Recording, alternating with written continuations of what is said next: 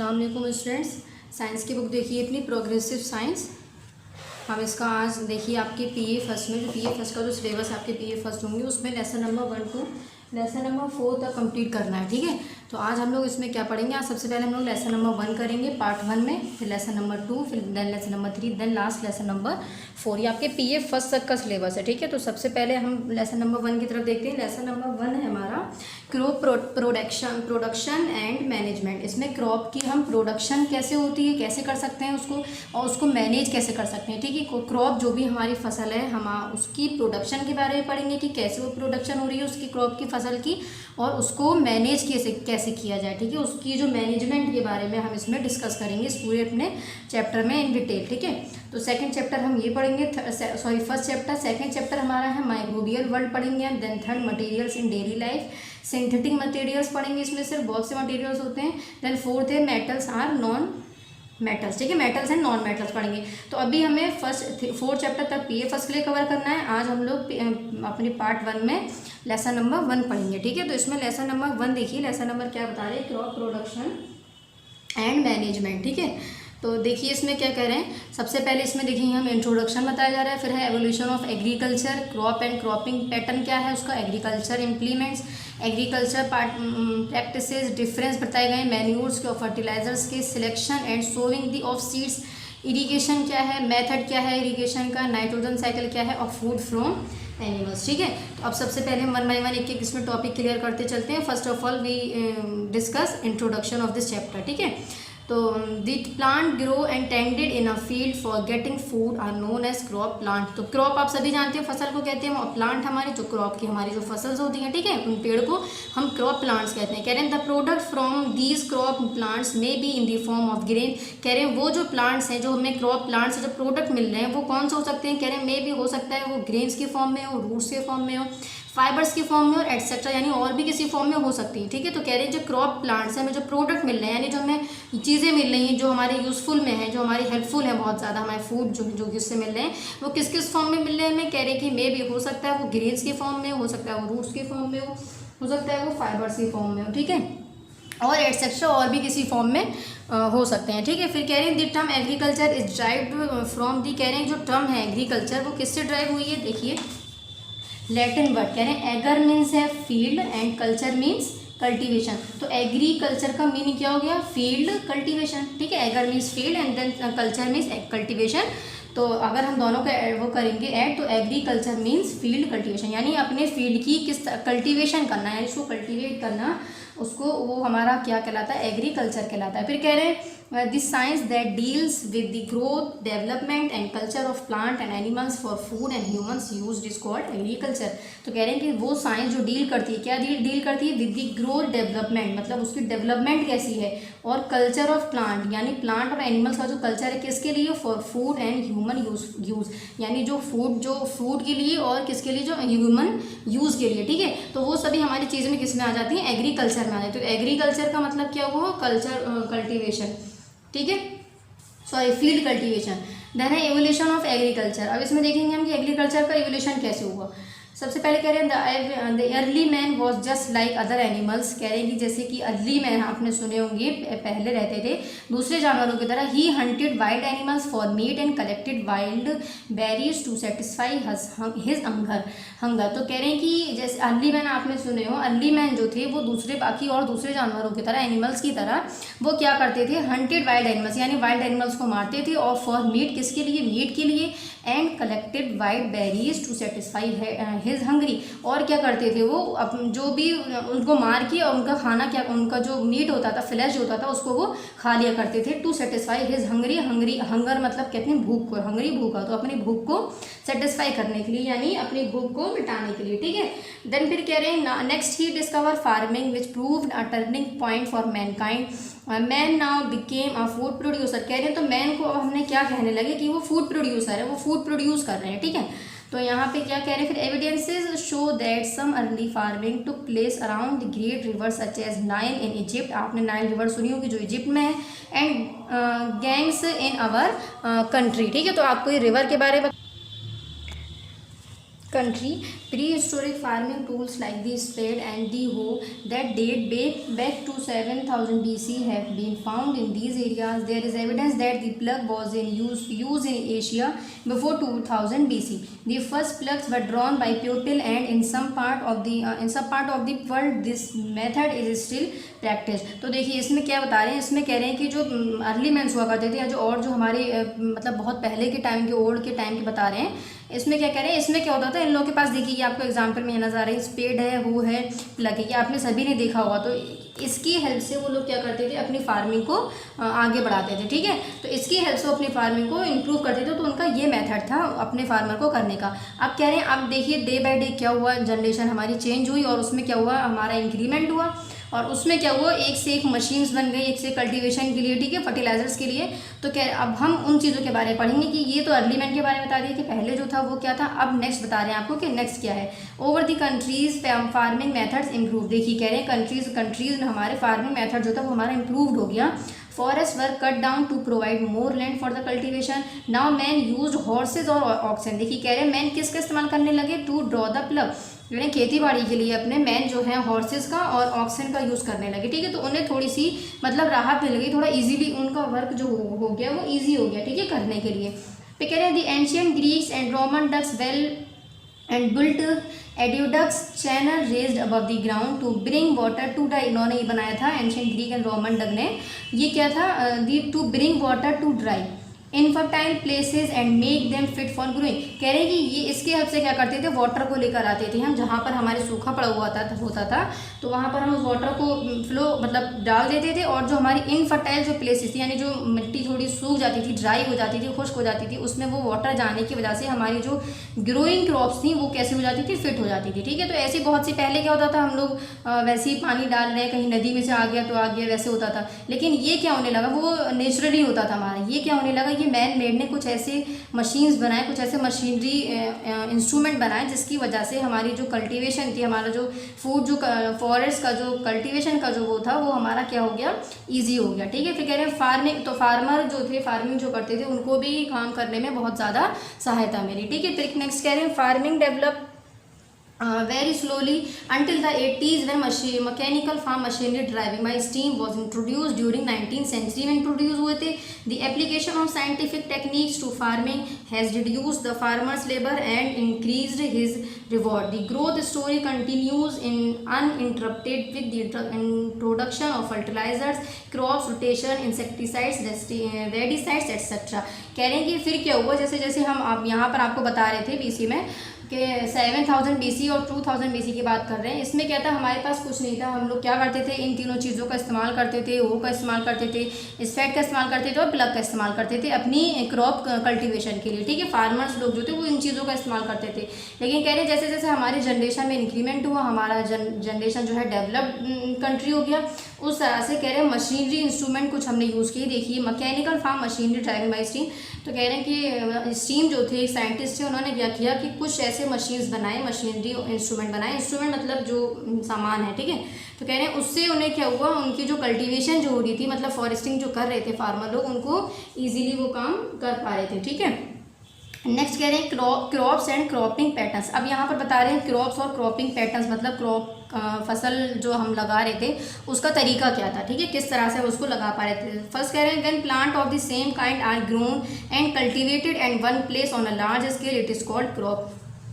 Crop सभी जानते हैं, when a plant of same kind, एक तरह का। अब जैसे कि सपोज हम यहाँ अगर गेहूं की बीज लगा रहे, तो गेहूं लगा रहे तो यहाँ पर हम गेहूं ही सीरीज में कंटिन्यू में लगा रहे थे, ठीक है। ऐसा नहीं कि यहाँ हमने गेहूं का लगा दिया, यहाँ पर हमने उसकी चावल की क्रॉप लगा दी, ऐसा नहीं कर सकते हैं ना। तो वही कह रहे हैं सेम काइंड की जो क्रॉप ग्रो हो रही थी उसको हमने क्या कहा था, क्रॉप कहा था। For example crop of wheat means that all the plants grow in the field are of wheat. देखिए वही एग्जाम्पल दे रहे हैं, कह रहे हैं सपोज वीट की अगर आप क्रॉप की बात कर रहे हैं तो वो जो पूरी जो फील्ड होगी, जो उसकी सीरीज होगी, उस पूरी फील्ड में क्या हमारा नजर आएगा, वीट ही नजर आएगा, ठीक है। The product of cultivating plant is called the crop और क्रॉप प्रोड्यूस। तो वो जो हमें क्रॉप जो उससे मिल रही है, जो फसल मिल रही है, उसको हमने क्या कहा है, क्रॉप प्रोड्यूस या फिर क्रॉप, ठीक है। फिर कह रहे हैं India is a vast country, the climatic condition like temperature, humidity and rainfall vary for one region to another. Accordingly there is a rich variety of crops grow in different parts of country despite. कह रहे हैं India जो हमारी एक मतलब अच्छी country है, ठीक है, लॉन्ग कंट्री है, तो कह रहे हैं कि हमारी इंडिया में बहुत सी तरह की क्रॉप जो है, बहुत वैरायटी की क्रॉप जो है वो ग्रो होती है different parts of our country, यानी कंट्री के डिफरेंट पार्ट्स में। ठीक है, कह रहे हैं despite this diversity 2 broad cropping patterns can be identified. आपको सिर्फ 2 तरह की क्रॉप्स बताई हैं। फर्स्ट है खरीफ क्रॉप्स, आपने पहले ही पढ़ा हो शायद 7th में। सेकंड है इसमें रबी क्रॉप्स। ठीक है, तो अब हमें बता रहे हैं कि बहुत सी क्रॉप्स हमारी कंट्री में, डेवलप कंट्री में बहुत सी क्रॉप्स ग्रो होती हैं, लेकिन हमें कुछ सिर्फ जो हमें 2 ऐसी क्रॉप्स है जिनको हम यहाँ पर आइडेंटिफाई कर रहे हैं। ठीक है, तो उनके बारे में हम पढ़ेंगे। तो खरीफ क्रॉप्स क्या है? These crops are sown in the month of June and harvesting in October. इनको हम जून में, मतलब जून में इनको हमने लगाया फसल, और हार्वेस्टिंग अक्टूबर में इनकी खेती मतलब तैयार हो जाती है। ठीक है, कह रहे हैं दे रिक्वायर मोर वाटर, इन्हें बहुत ज़्यादा उसकी पानी की ज़रूरत है। फॉर ग्रोथ, किसके लिए? ग्रोथ के लिए। And hence are grow during the monsoon season in India. ये जो खरीफ क्रॉप्स जो है हमारी, ये गर्मियों के सीजन में होती है। ठीक है, एग्जाम्पल जैसे कि दे रहे हैं पैडी, कॉटन, सोया बीन, मेज, ग्राउंड। ठीक, सेकंड है रबी क्रॉप्स। तो खरीफ क्रॉप्स के हमें पता होना चाहिए कब होती है? मानसून सीजन में हमारी मानसून सीजन का जब वक्त होता है तो वो कौन सी क्रॉप्स हमें मिलती हैं? खरीफ क्रॉप्स मिलती हैं। देन रबी क्रॉप्स पढ़ते हैं। These crops require less water. अच्छा हाँ, खरीफ क्रॉप को मोर वाटर की ज़रूरत है, पानी की ज़्यादा ज़रूरत है। इन्हें कह रहे हैं इन्हें कम पानी की ज़रूरत है ग्रोथ के लिए। And hence grown during the winter season in our country. और इनकी जो ग्रोथ होती है वो विंटर सीजन में होती है। ठीक है, क्योंकि ये मानसून सीजन में ग्रो करते हैं तो इनको वाटर की ज़्यादा ज़रूरत है, क्योंकि ये विंटर सीजन में ग्रो करते हैं तो इनको वाटर की कम ज़रूरत है। ठीक है, तो नेक्स्ट इसमें देखते हैं। नेक्स्ट क्या कह रहे हैं? Some exam October winter season in our country that is from October से लेकर अप्रैल तक बता रहे हैं। ठीक है, सम एग्जाम्पल्स आर वीट के एग्जाम्पल दिए आपको, जैसे कि इनकी रबी क्रॉप्स की वीट है, गेहूँ, ग्राम, बार्ली, पी, मटर। ये सभी चीज़ें हमें कब मिलती हैं? विंटर में इनकी क्रॉप्स होती है। ठीक है, फिर कह रहे हैं इन अनदर मेथड, तो मेन जो इसमें डिफरेंस है वो क्या है कि ये मानसून सीजन में हमारी होती है और इसमें मोर वाटर की ज़रूरत है, ये लेस वाटर की से ज़रूरत है, और ये विंटर सीजन में होती है। ठीक, in another methods of classification crops are classified as, कह रहे हैं और दूसरे मेथड से भी क्रॉप को क्लासिफाइड किया गया है। वो कौन कौन से हैं? देखिए, क्रॉप्स एज कैश क्रॉप्स। ठीक है, कैश क्रॉप। अब कैश क्रॉप क्या है हम देखेंगे भी। A crop which is grown for a purpose of food is called a food crop. कह रहे हैं वो क्रॉप जिसको हम एज अ फूड पर्पस के लिए, मतलब हमें ये उम्मीद हो कि इससे हमें फूड हासिल होने वाला है, तो हमारी फूड क्रॉप्स हैं। ठीक है, सिंपल वर्ड है। फिर कह रहे हैं सम एग्जाम्पल्स दिए वीट, पैडी, बाजरा एंड सोन। और भी सोन मतलब और भी बहुत से। फिर कह रहे हैं food crops can be cereal, vegetable और अ फ्रूट। ठीक है, कह रहे हैं food crops can be fodder crops if the crop is planted to feed domesticated animals. तो कह रहे हैं डोमेस्टिकेटेड एनिमल्स के लिए जो हम यूज़ करते हैं, उनके जो खाने के लिए जो क्रॉप यूज़ करते हैं वो कौन सी होती है? Fodder crop. तो फॉडर क्रॉप कौन सी है हमारी?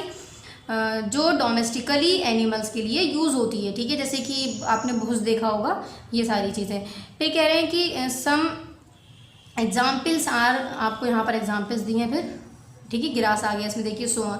कह रहे व्हेन अ क्रॉप, तो इसमें टू टाइप्स की क्रॉप पढ़ी हमने। क्या? फूड क्रॉप, जो हमें फूड पर्पस के लिए हम उसको ग्रो कर रहे हैं। सेकंड है डोमेस्टिकेटेड एनिमल्स के लिए, तो वो हमारी फॉडर क्रॉप है। ठीक है, तो फॉडर क्रॉप किसके लिए है और फूड क्रॉप किसके लिए, तो हमें ये चीज़ें पता होनी चाहिए। फिर कह रहे हैं when a crop is grown by the farmer for the purpose of sale. कह रहे हैं कि वो क्रॉप जो फार्मर ग्रो करते हैं किस पर्पस के लिए? सेल के लिए या फिर प्रॉफिट के लिए, जिससे उनको प्रॉफिट होने वाला है उसको बेचने के लिए। And not for subsistence, it is called a cash crop. तो कैश से नाम याद रखिएगा। कैश क्रॉप हमने 3 टाइप की क्रॉप्स और पढ़ी। पहले हमने रबी, खरीफ हमारी मेन इंपॉर्टेंट क्रॉप्स थी।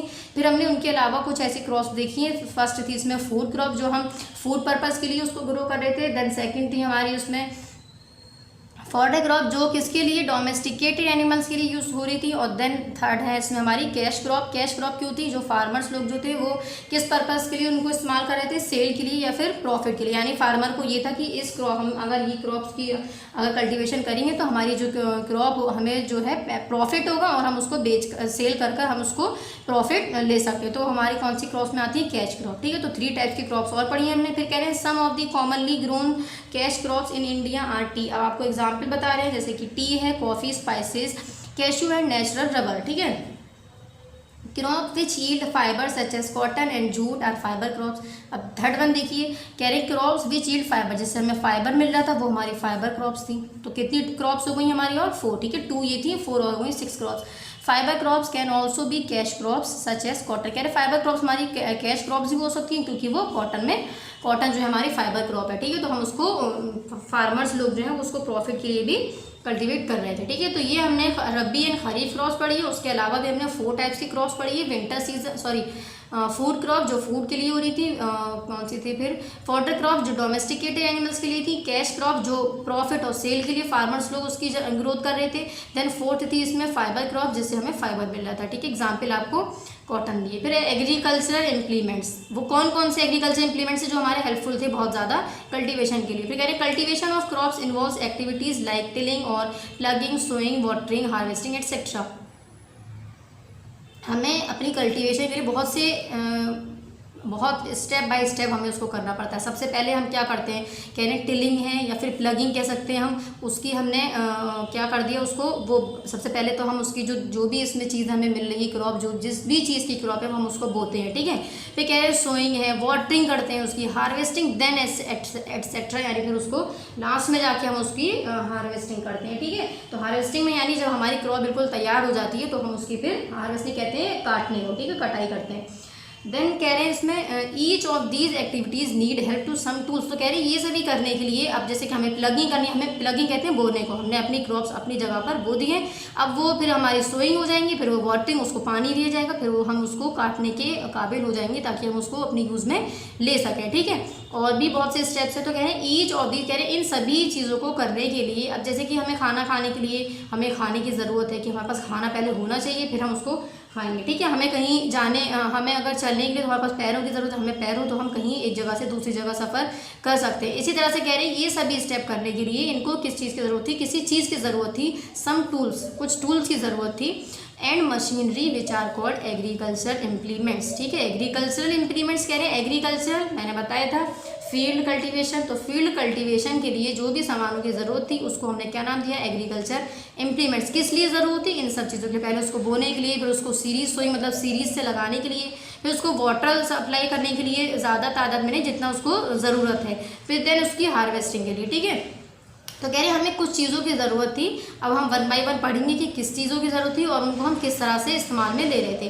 फर्स्ट है प्लग एंड कल्टीवेटर, सबसे पहले इसको बताया गया है हमें, ये आपने शायद देखा हो, ठीक है। Plug which is made of would और आयरन, कह रहे हैं कि वुड और आयरन का बना होता है, is use to loosen and turn the soil, कह रहे हैं कि ये सॉइल को लूज करने में या फिर सॉइल को एक जगह से दूसरी जगह टर्न करने में, रोटेट करने में हेल्प करता है।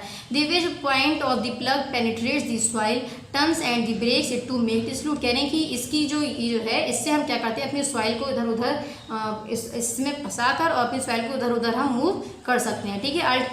Cultivator driven by a tractor is use to plough big field, sometimes a hoe is use to loosen the soil. तो आपने ये ट्रक देखा होगा जो बहुत बड़ी बड़ी जो फील्ड्स होती हैं उस पर हम क्या करते हैं, इस ट्रैक्टर की हेल्प से अपनी कल्टीवेटिंग फील्ड की करते हैं, ठीक है, एग्रीकल्चर की। देन कह रहे हैं अब हमने इसका यूज़ पढ़ लिया है, किस लिए यूज़ हो रहा था, ये लूज़ करने के लिए और सॉइल को टर्न करने के लिए। वो कौन सा है हमारा, आयरन प्लग, और वो है और ट्रैक्टर है। ट्रैक्टर का मतलब हम यूज़ करते हैं जब हमारी कोई बड़ी बड़ी फील्ड होती है, ठीक है, जिसमें जो ज़्यादा डिस्टेंस लेती हैं उसके लिए हम ट्रैक्टर का यूज़ कर रहे थे, क्योंकि ये तो बहुत छोटी सी फील्ड के लिए काम आ जाएगा। ये हमें ट्रैक्टर का कल्टीवेटिंग फील्ड हम क्या कर रहे थे जब हमारे पास बहुत बड़ा फील्ड थी, ठीक है, तो फार्मर लोग जब उसका इस्तेमाल करते थे। सेकेंड है लेबर, अब ये देखिए शायद देखा हो, कह रहे लेबर is a plank which consist of a few flat logs होते हैं इसमें, it is use to further break down the large mud crumbs already ploughed by dry soil.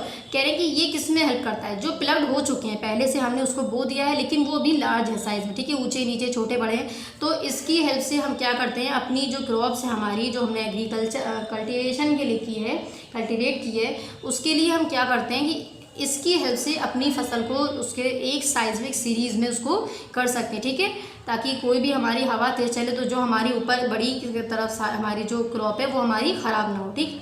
फिर कह रहे हैं crumbs of the already plug dry soil. फिर कह रहे हैं सीड ड्रिल तो आपने सभी ने देखी होगी, सीड ड्रिल सेकेंड वाली ये है।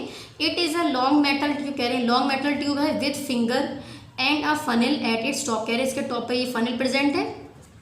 The funnel has a number of holes, कह रहे हैं इस फनिल में बहुत से होल्स होते हैं फॉर ड्रॉपिंग सीड, जिससे क्या होता है इस होल में सीड्स डालते हैं और इस होल के ज़रिए वो सीड जो है हमारी सीरीज़ में एक क्या कहते हैं लगती चली जाती है, ठीक है। फिर कह रहे हैं seed the funnel has a seed drill is used for sowing seeds. आपको सीड ड्रिल बता रहे हैं, तो सोइंग सीड्स यानी जब हम सीड को सीरीज़ में लगाते हैं तो उसमें हमारी जो सीड ड्रिल है वो बहुत ज़्यादा हेल्पफुल होती है। ठीक है, तो हमने कुछ पढ़े। फिर है ट्रॉबल और harrow. To remove the weeds, weeds कहते हैं अनडिजायरेबल प्लांट, मतलब जिसकी हमें ज़रूरत नहीं है। जैसे कि बहुत सी खराबी खेत, बहुत सी क्रॉप्स ऐसी होती है जो ख़राब है, जिसकी हमें ज़रूरत नहीं है, तो वो होती है हमारी वीड्स। कह रहे हैं उन वीड्स को हटाने के लिए किसी चीज़ का इस्तेमाल किया जाता है, तो उसको हम कहते हैं ट्रॉबल। ट्रॉबल को हिंदी में कहते हैं खुरपी, आपने सुना हो। तो उसकी हेल्प से क्या करते हैं हम, जो भी हमारी जो वेस्टेज जो हमारी प्लांट्स हैं, जो क्रॉप्स हैं, उसको हम उसके हेल्प से हटा देते हैं। ठीक है, फिर देन तो ये हमारा ट्रॉबल को ही हम क्या कहते हैं, खुरपी कहते हैं। Is used a small field, लेकिन ये हम बड़ी बड़ी फील्ड के लिए यूज़ नहीं कर सकते हैं, हम स्मॉल फील्ड के लिए, क्योंकि ये साइज़ बहुत ज़्यादा छोटी होती है, तो हम इसका जो यूज़ करेंगे वो बहुत ज़्यादा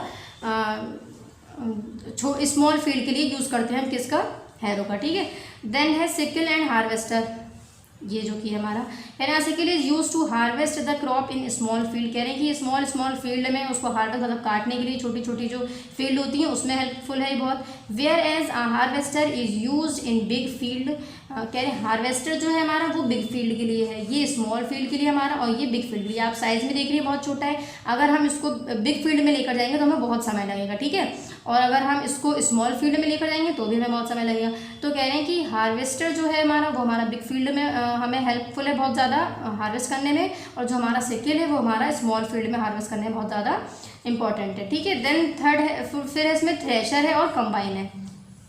इसमें देखिए क्या करें, thresher is use to separate grain from the chaff. तो कह रहे हैं ये ग्रेन और चाफ को क्या करता है, सेपरेट करता है। तो कोई भी चीज़ है, दो चीज़ों को अगर हमें अलग करना हो तो हमें किसी चीज़ की ज़रूरत है, तो वो हमारा इसमें क्या है, थ्रेशर। ये किस को, ग्रेन्स को, जो भी हमारे दाने और शेफ को सेपरेट करता है। ठीक है, इससे उसको फिर कह रहे हैं कंबाइन, ये हमें बताया थ्रेशर का यूज़। अब फिर कह रहे हैं combine. Combine is a motorise machine. Motorise machine है, एक मोटर फिक्स होती है इसमें, विच is use both for harvesting के लिए भी इसका यूज़ करते हैं हम, और थ्रेशिंग का भी यूज़ करते हैं। मतलब हमें जैसे कि हमारी खेती पूरी हो चुकी है, हमारी फसल पूरी तरीके से उग चुकी है, अब हमारी बारी है कि हम उसको काटें। ठीक है, तो इसलिए कह रहे हैं हम उस वक्त कंबाइन का यूज़ करते हैं। ठीक है, तो कह रहे हैं it is generally used on large agriculture farms.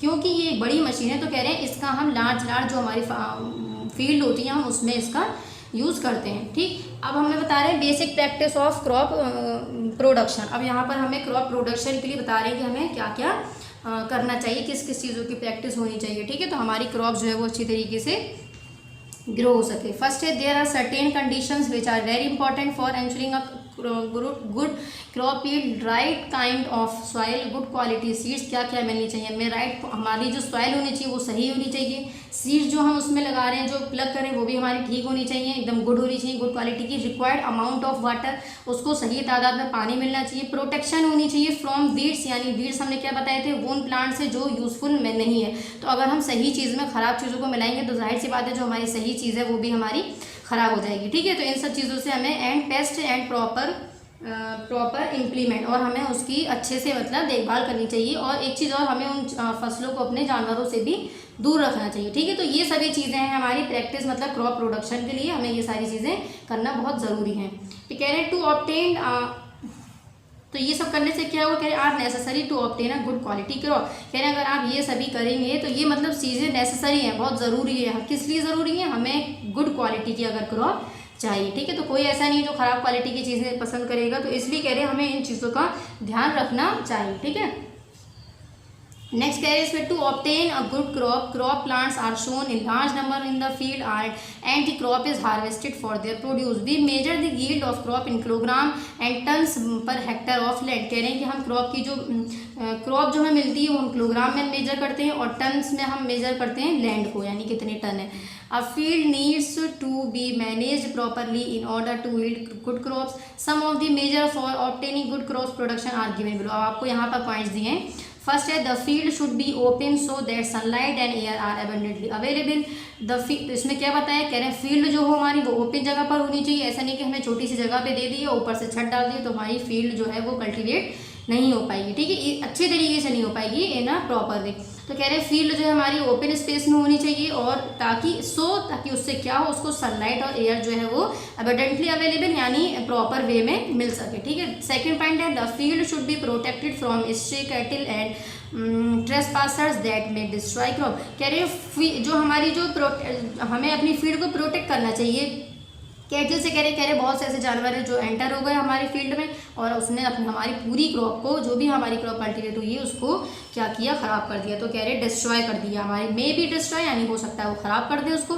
तो हमें उन चीज़ों से भी उसको ध्यान रखना चाहिए कि हमारे इसमें जो एनिमल्स हैं, वाइल्ड एनिमल्स या जो भी एनिमल्स हैं वो इसमें एंटर ना हो पाए। उसके लिए क्या करते हैं, अपने फील्ड के चारों तरफ क्या लगा देते हैं, वायर लगा देते हैं, ठीक है, ताकि उससे हमारे जो एनिमल्स हैं वो उसमें एंटर ना हो पाए। The soil should be turn before sowing so that the roots of the young plant penetrate it easily.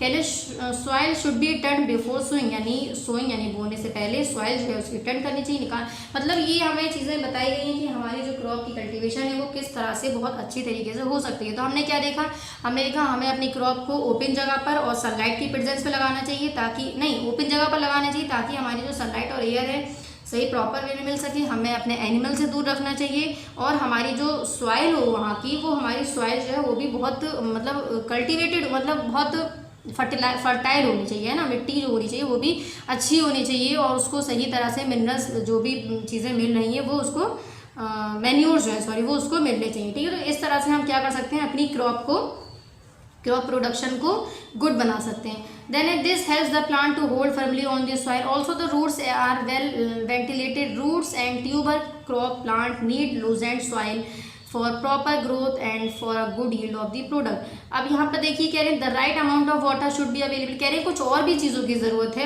Good yield of the product, अब वो आपको यहाँ पर बता रहे हैं।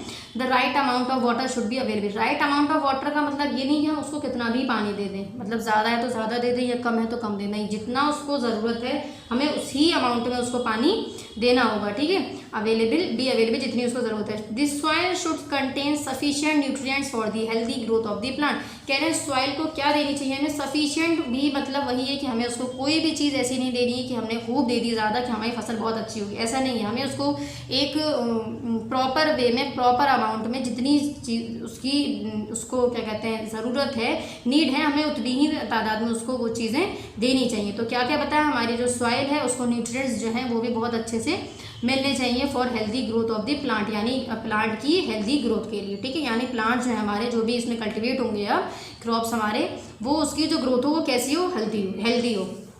देन कह रहे हैं अनवांटेड प्लांट्स, फिर हमें बात आ गई weeds should be removed from the soil so that the main crop get enough. कह रहे हैं कि जो अनवांटेड, जिसकी यूज़ जाहिर सी बात है हमें जिसकी ज़रूरत नहीं है, हमें उसको अपनी जगह से हटा देना चाहिए ताकि हमारी जो ज़रूरत की चीज़ें हैं उनको और जगह मिल सके और वो अच्छी तरीके से जनरेट या ग्रो हो सके, ठीक है। अब यहाँ हमने क्या पढ़ा था, बेसिक मतलब हमने चीज़ें पढ़ी थी कि हमें क्रॉप को अपनी अच्छी बनाने के लिए क्या क्या चीज़ों का इस्तेमाल करना चाहिए। नेक्स्ट है एग्रीकल्चरल प्रैक्टिस। अब हमें एग्रीकल्चरल प्रैक्टिस बता रहे हैं, मतलब एग्रीकल्चर में किस तरीके से प्रिपरेशन होती है क्रॉप को कल्टीवेट करने के लिए, फार्मर्स लोग जो है फार्मिंग किस तरीके से उसकी कर रहे हैं। फर्स्ट है agriculture practice are several activities in a particular sequence undertaking by farmers over a period of time to cultivate a good crop. A sequential listing of agriculture practice is given in the following. अब देखिए यहाँ पे उसका chart दिया आपको पूरा। सबसे पहले प्रिपरेशन ऑफ सॉइल, हमने अपनी सॉइल की प्रिपरेशन की, ठीक है। सेकंड है selection and sowing of seed, हमने सिलेक्ट कर लिया कि हमें कौन सा बीज जो है वो कहाँ पर सीड हमें लगाना है, ठीक है। फिर है इरीगेशन, फिर हम उसको क्या करेंगे, इरीगेट करेंगे।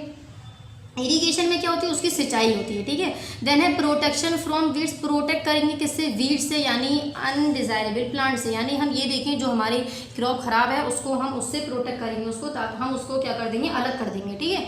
फिर कह रहे हैं हार्वेस्टिंग में मैंने क्या बताया था, उसकी हम फिर कटाई करेंगे, जो कि हमारी क्रॉप तैयार हो चुकी है तो हम उसकी हार्वेस्टिंग कर लें। फिर है स्टोरेज, फिर हम उसको लास्ट स्टेज में क्या करेंगे, जो भी हम क्रॉप लेकर आए, ऐसा तो है नहीं हमने इतने स्टेप काम किया, हमें इतनी इजीली क्रॉप नहीं मिल पाती है, तो हमने इतने स्टेप्स काम किया, फिफ्थ स्टेप में आके जब हमें क्रॉप हासिल हो गई है तो हम उसकी स्टोरेज भी करेंगे, यानी उसको संभाल कर भी रखेंगे कि क्रॉप को हमें किस तरह की क्रॉप को किस जगह पर रखना है, ठीक है। अच्छा एक चीज़ और देखिए, यहाँ प्रिपरेशन ऑफ सॉइल जो बता रहे हैं उसमें भी आपके 3 डिवीजन है। एक है प्लगिंग, हमने बोया है अभी प्लगिंग में कह रहे हैं, ठीक है। प्लगिंग कहते हैं जैसे कि जोतना जो होता है उसको कहते हैं। फिर है लेवलिंग, हम लेवल में लगाते हैं, जैसे कि अगर वीट की क्रॉप है तो हम वीट की लेवल में लगाएंगे। ऐसा नहीं कि यहाँ वीट लगा दिया यहाँ राइस लगा दिया, ऐसे हमारी क्रॉप कल्टीवेट नहीं हो पाएगी। फिर है मैन्योरिंग यानी adding manures and fertilisers. Manuring यानी अभी हमने पढ़ा था ना उसको न्यूट्रिएंट्स हमें उसको सही तादाद में देने होंगे, तो वो हमारे साथ मैन्योर्स में आ जाते हैं। ठीक है, मैन्योर्स, तो वो भी हमें उसको प्रिपरेशन ऑफ सॉइल यानी तीनों चीज़ें हमें सॉइलिंग के लिए चाहिए। तो हमारी ये फर्स्ट पॉइंट का सब डिवीजन था 3। अब इसमें कह रहे हैं in this chapter we shall study about preparation of soil, selection of seed and irrigation. First 1 by 1 इसमें देखेंगे। प्लगिंग है, लेवलिंग है और मैन्योरिंग है। ठीक है, तो सबसे पहले देखिए यहाँ प्लगिंग है, फिर यहाँ हमारा लेवलिंग है, ठीक है, और फिर देखिए यहाँ पर मैन्योरिंग यहाँ पर है। ठीक है, फर्स्ट देखिए plugging, the process of loosening and turning of the soil. वो प्रोसेस जिससे हम लूज कर सकें और टर्न कर सकें अपने सॉइल को, इज कॉल्ड प्लगिंग।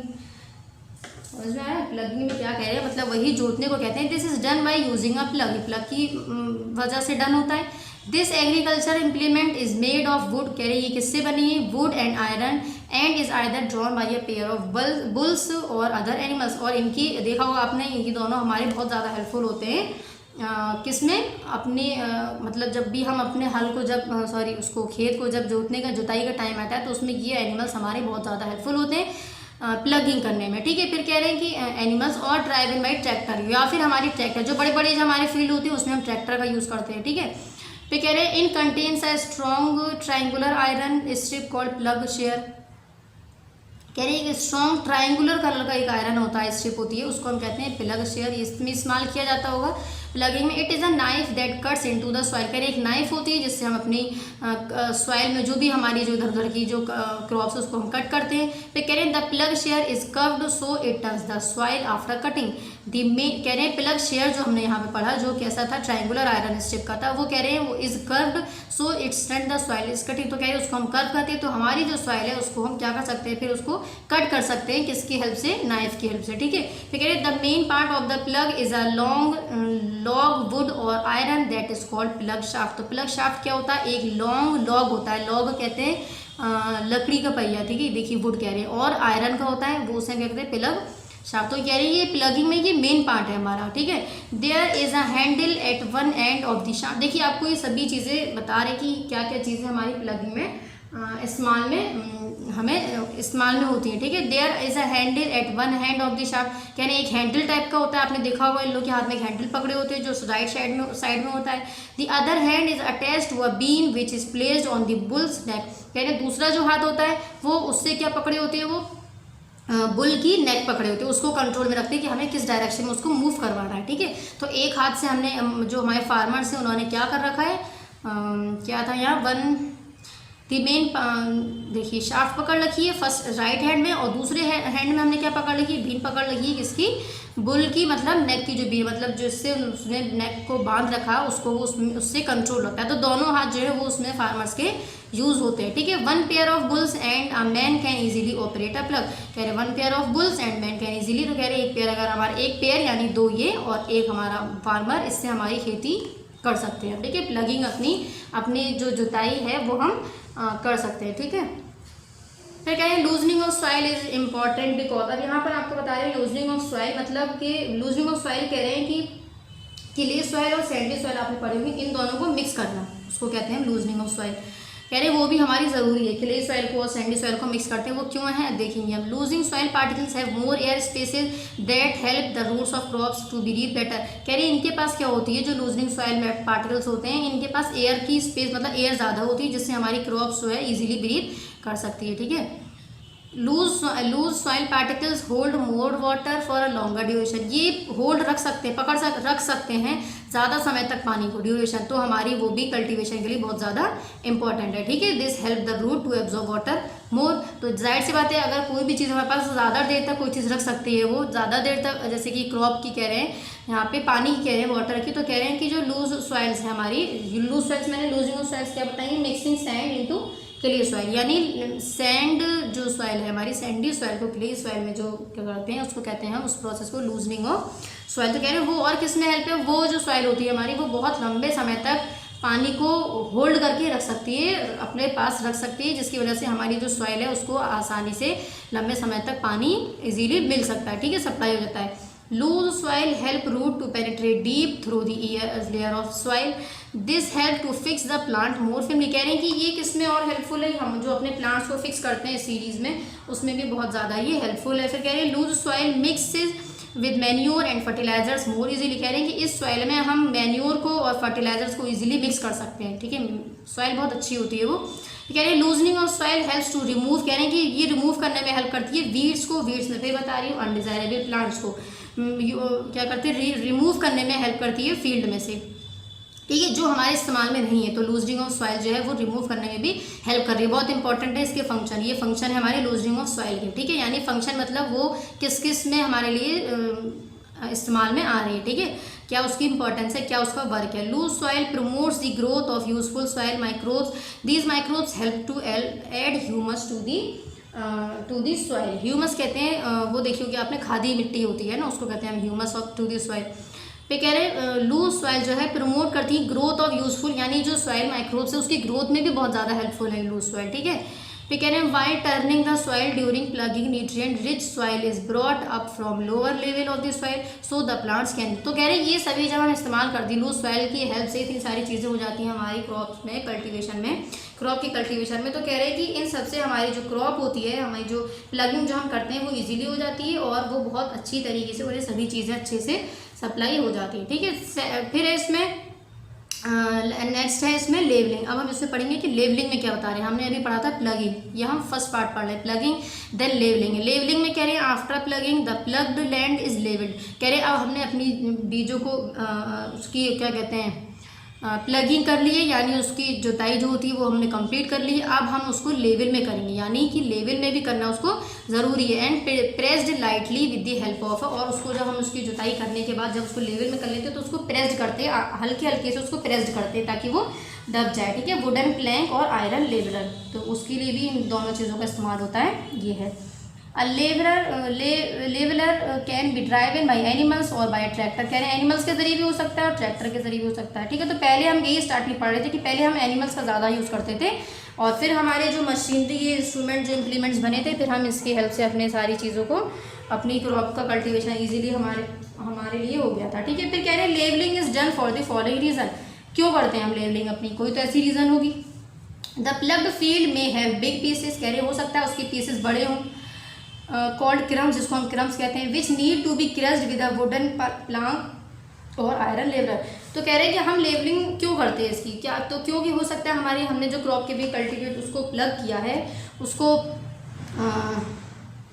प्लग किया है, फिर क्या कहते हैं प्लग करने के बाद हो सकता है कुछ हमारी जो हमने क्रॉप्स लगाई हैं उसमें जो जिसकी जुताई हुई है वो हो सकता है कुछ बड़ी हो साइज़ में, कुछ छोटी हो। तो कह रहे हैं कि हम इसकी हेल्प से, इसलिए हम उसकी लेवलिंग करते हैं। तो किसकी हेल्प से करते हैं, वुडन प्लैंक है और एक आयरन लेवलर है, ठीक है। तो इनकी हेल्प से हम क्या करते हैं, वो क्रॉप्स को एक लेवल में, एक सीरीज़ में, एक साइज़ में कर देते हैं। तो कह रहे हैं कि इसकी भी ज़रूरत है, हमें इसकी इंपॉर्टेंस बता रहे हैं कि हम क्यों करते हैं levelling. Levelling prevent soil erosion भी है। The levelled soil is not blown by wind, और कह रहे हैं जो लेवल्ड सॉइल होती है, बिलो कहते हैं मतलब जैसे कि उड़ना, ठीक है। तो कह रहे हैं कि जो लेवल्ड सॉइल होती है जब वो लेवल्ड में होगी तो वो जैसे कि विंड और drained by of the water, कह रहे हैं जब उसको वाटर ज़्यादा मिलेगा, जैसे कि देखा हमने नदी तालाब में से हमारा पानी आ रहा, बारिश की बहुत सी बूंदें उस पर गिर रही हैं, बारिश तेज़ हो रही है, तो कह रहे हैं उसमें क्या होगा, हमारी जो अनलेवल्ड जो सॉइल है वो हमारी जो क्रॉप्स है वो हमारी सब खराब हो जाएगी। इसलिए कह रहे हैं हमें जो हमें अपनी सॉइल को लेवल में रखना चाहिए ताकि हमारी सॉइल जो है हवा के ज़रिए या पानी के ज़रिए वो ना ही इधर उधर उड़े या फिर बहे, ठीक है। फिर थर्ड कह रहे हैं levelling also help in the uniform distribution of water and manure. तो कह रहे हैं जब हम उसकी लेवलिंग कर देंगे तो हमें वाटर और मैन्योर देने में भी, डिस्ट्रीब्यूट करने में भी आसानी हो जाएगी। थर्ड है मैन्योरिंग। अब हम इसमें देखते हैं मैन्योरिंग कह रहे हैं, देखिए इसका थर्ड मैन्योरिंग में कह रहे हैं soil supplies minerals nutrients to the crop, these nutrients are essential for the growth of the plant। कह रहे हैं कि उसको हमें कुछ न्यूट्रिएंट्स देने पड़ते हैं जैसे कि मैन्योर्स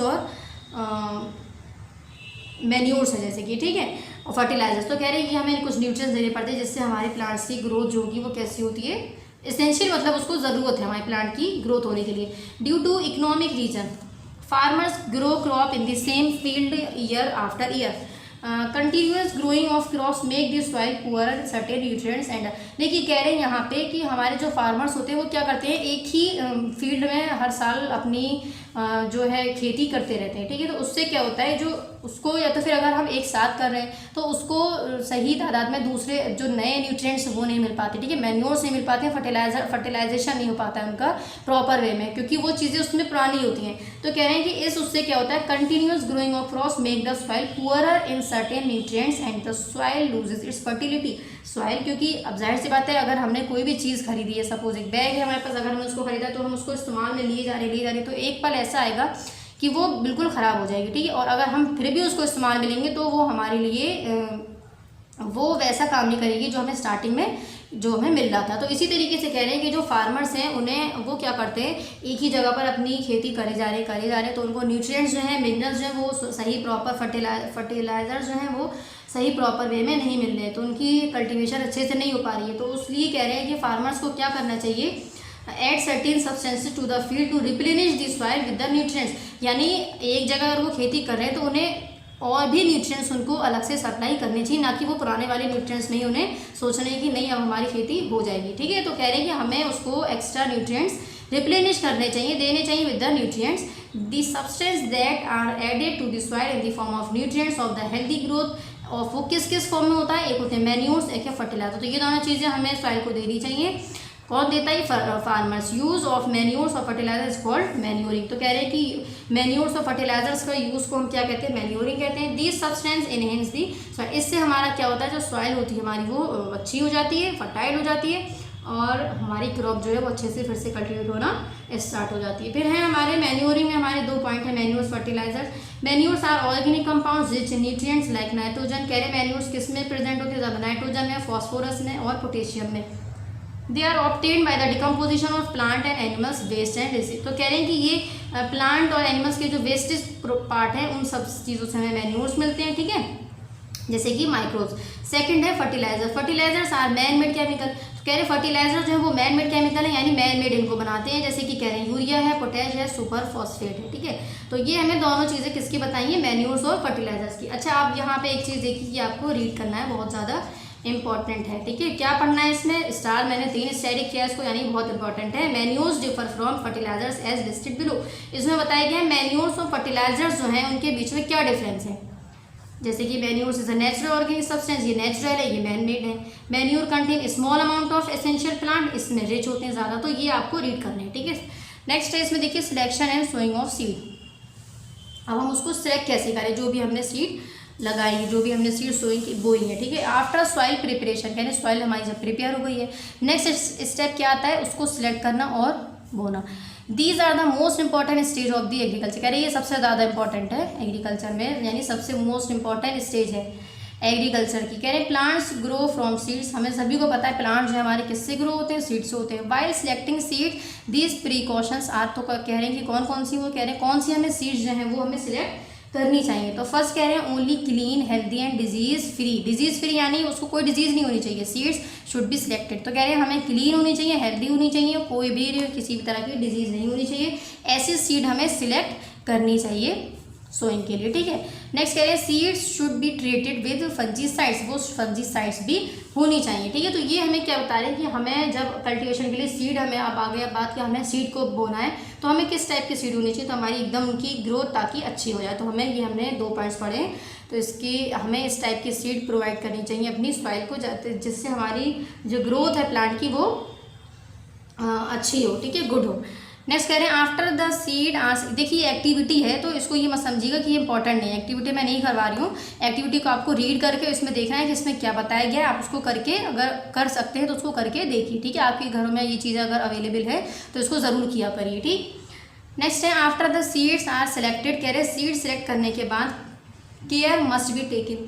जाहिर सी बात है, अब हम कोई भी चीज़ लेकर आए, हम शॉप में ले आए कि हमें बहुत अच्छी लग रही है तो हमें उसकी केयर भी करना बहुत ज़्यादा ज़रूरी है। तो कह रहे हैं जब हमने सीड को सिलेक्ट कर दिया, आफ्टर प्लगिंग, हार्वेस्टिंग, जो हार्वेस्टिंग लास्ट में करेंगे, मैन्योरिंग, मैन्योर दिए, फर्टिलाइजर्स, ये सब जब हमारे स्टेप होने के बाद कह रहे हैं कि केयर जो है वो भी बहुत ज़्यादा ज़रूरी है। वाइल सोइंग देम जब हम उसको बोते हैं, ठीक है, बोने के टाइम पे। Sowing of seeds is the process of placing seeds in the soil. Seeds have to, देखिए दो बता रहे हैं, एक है ब्रॉडकास्टिंग, दूसरा है इसमें सेकंड बाय सीड ड्रिल, एक ब्रॉडकास्टिंग की हेल्प से और एक बाय सीड ड्रिल। तो इसमें देखते हैं क्या the method in which the seed are scattered over the field by hand. तो जो हम हैंड से जो उसमें स्कैटरिंग करते हैं, एक जगह से दूसरी जगह जो जाती है स्कैटर, वही हमारा प्रोसेस है, तो उसको कह रहे हैं हम ब्रॉडकास्टिंग कहते हैं, ठीक है, इज कॉल्ड एज ब्रॉडकास्टिंग। तो ब्रॉडकास्टिंग क्या हुआ, the method in which the seeds are scattered. तो सीड्स ऐसा नहीं कि हम हर बीज में जाके हर जगह लगा रहे हैं, उसको स्कैटर्ड भी करते हैं, तो वो जो बाई हैंड, तो हैंड के जरिए जो करते हैं वो हमारा कहलाता है broadcasting. This method is not efficient because it can not ensure proper spacing between seeds और help to sow them at the right depth. कह रहे हैं कि ये जो हमारा जो ब्रॉडकास्टिंग का जो मेथड था, ये एकदम मतलब सेटिस्फाई नहीं थे इससे लोग। क्यों नहीं सेटिस्फाई थे, क्योंकि हमने जब उसकी स्कैटरिंग की सीड्स की, तो हो सकता है वो एक के ऊपर एक चली गई हो, या बहुत करीब चली गई हो, या बहुत ज़्यादा दूर चली गई हो। तो कह रहे थे कि जो बहुत ज़्यादा, जैसे कि जो करीब हो गई थी, जो एक साथ एक झुंड में हो गई थी, तो उसमें क्या हुआ, उनको ना ही सही तरीके से वाटर मिल सका, ना मिनरल्स मिल सके, ना मैन्यूर्स मिल सके, ना ही फर्टिलाइजर्स मिल सके। तो उस लिए कह रहे हैं कि हमने फिर दूसरी चीज़ का इस्तेमाल किया, वो था हमारा सीड ड्रिल। इसमें क्या हुआ, नाउ अ डेज कह रहे हैं अब जो दिन है, a seed drill is used for sowing with the help of tractor. कह रहे हैं इसका ट्रैक्टर की हेल्प से इसका यूज़ करते हैं सीड ड्रिल का। अ सीड, दोनों का सेम काम है। A seed drill has a funnel shaped seed bowl. कह रहे हैं इसमें एक फनल शेप की सीड बाउल होती है, connected to the several tubes. ये सेवरल मतलब जितने भी ट्यूब्स होते हैं उससे कनेक्ट होती है सब ये, ठीक है, एक दूसरे से। The drill is attached to a plug. और उस ड्रिल को क्या करते हैं हम, अटैच कर देते हैं प्लग से, अपनी खेती जहाँ बोया है हमने। As the plug make the furrows along the field, the seed into seed bowl are release through the tubes. और फिर क्या होता है, उस बाउल में से वो सीड्स जो है हमारी, वो जगह सीरीज में गिरना शुरू हो जाती है, ठीक है। तो ज़्यादा बेटर जो ब्रॉडकास्टिंग से जो बेटर था, बाई हैंड जो कर रहे थे हम, वो बाई ट्रैक्टर जो किया हमने, बाई सीड ड्रिल जो किया हमने with the help of tractor, वो हमारा ज़्यादा सक्सेसफुल रहा एज़ कम्पेयर टू ब्रॉडकास्टिंग, ठीक है। ये होने के बाद अब उसका टाइम आया इरीगेशन का, ठीक है, इरीगेट करने का टाइम आया। इरीगेशन में क्या है, उसकी हम करेंगे हमारी उसको सिंचाई करने का टाइम आया है, ठीक है। इसमें कह रहे हैं कि वंस द सीड्स और the seedling established themselves in the field is watered again. अब उसको क्या करना है, वाटर, पानी फिर से देना है। जब हमने सब बीज लगा दिए हैं, उसकी जुताई हो चुकी है, अब उसको उसकी सिंचाई करने का टाइम है। सिंचाई मतलब हम कहते हैं उसको वाटर देना है ना, वाटरिंग। तो कह रहे हैं अब उसको हम दोबारा से वाटर देंगे। एक बार हम सॉइल में दे चुके हैं, अब हम उस बीज के जो हमने जो उसको बोए हैं प्लगिंग के बाद, अब हम उसको वाटर देंगे अगेन यानी फिर से। This is known as irrigation. इसको हम क्या कहते हैं, इरीगेशन कहते हैं। इरीगेशन मतलब सिंचाई, सिंचाई में हम क्या करते हैं, वाटरिंग करते हैं, अगेन वाटरिंग करते हैं, ठीक है। फिर कह रहे हैं water is required for the plant to meet the needs of evaporation and metabolic activities. Water की ज़रूरत है प्लांट्स को, हम सभी जानते हैं। मीट यानी मिलने के लिए, क्या मिलने के लिए, एवोपरेशन और मेटाबॉलिक एक्टिविटीज़ को आपस में मिलने के लिए वाटर में, सॉइल में, इसलिए वाटर की ज़रूरत है। ताकि वाटर हम देंगे तो जो भी एवोपरेशन मतलब मिनरल्स जो भी हैं उसमें, फर्टिलाइजर्स और मैन्यूर्स, वो आपस में मिक्स हो जाएंगे और मिल जाएंगे। मीट मतलब मिलना, ठीक है। तो वाटर की ज़रूरत इसलिए बहुत है हमारी सीड कल्टीवेशन में। फिर कह रहे हैं this depend upon the weather and moisture already present in the soil. कह रहे हैं ये किस पर डिपेंड करता है, वेदर पर भी करता है कि किस तरह का मौसम है, मॉइस्चर कैसा है, हमारा नेचर कैसा है जो कि प्रेजेंट है हमारी सॉइल में। हो सकता है कभी बहुत धूप है, कभी बहुत सर्दी, कभी गर्मी, कई बरसात है। तो ऐसी बहुत सी हमारी सॉइल है, सॉरी हमारी वो है जैसे कि हमारे जो भी हम खाते हैं कल्टीवेशन क्रॉप्स जो है हमारी, बहुत सी ऐसी क्रॉप्स हैं जो सर्दियों में होती हैं, जो गर्मियों में होती है, जो बरसात में होती है। तो कह रहे हैं कि वो सीज़न पर, वेदर पर डिपेंड करती हैं कि किस तरह की क्रॉप हमें किस तरह के सीज़न में, वेदर में कल्टीवेट करनी है, ठीक है। फिर कह रहे हैं water is also lost through soil seepage. A crop should be properly irrigated for its growth.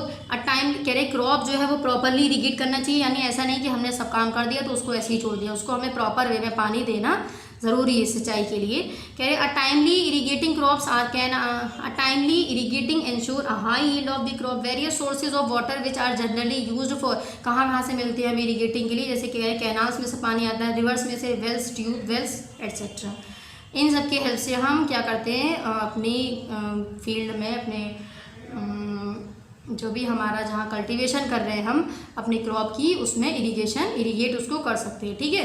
फिर कह रहे हैं a field needs to be irrigated with just the right amount of water. कह रहे हैं फील्ड को ज़रूरत है इरीगेटेड के लिए जस्ट किस चीज़ की, सिर्फ सिर्फ नहीं और बहुत सी चीज़ें थी। Amount of right amount of water मतलब सही तादाद में, ऐसा नहीं कि हमने उसको ज़्यादा पानी दे दिया ताकि हमारी कल्टीवेशन अच्छी हो, ऐसा नहीं हो सकता। हमें उसको जितनी की ज़रूरत है, मैंने पीछे भी आपको बताया था, जितने मिनरल्स जितने न्यूट्रिएंट्स की उसको ज़रूरत है, जितने मैन्यूर्स फर्टिलाइजर्स की उसको ज़रूरत है, उतने ही उसी अमाउंट में हमें उसको देने हैं। कह रहे हैं neither too little not too much, ना ही ज़्यादा कम ना ही ज़्यादा एक्सेस। कह रहे हैं अगर हम ज़्यादा एक्सेस मतलब ज़्यादा excess of water can destroy crop. कह रहे जाहिर सी बात है अगर हमने बहुत ज़्यादा पानी दे दिया तो वो जाहिर हमारी क्रॉप जो होगी वो ख़राब हो जाएगी, ठीक है।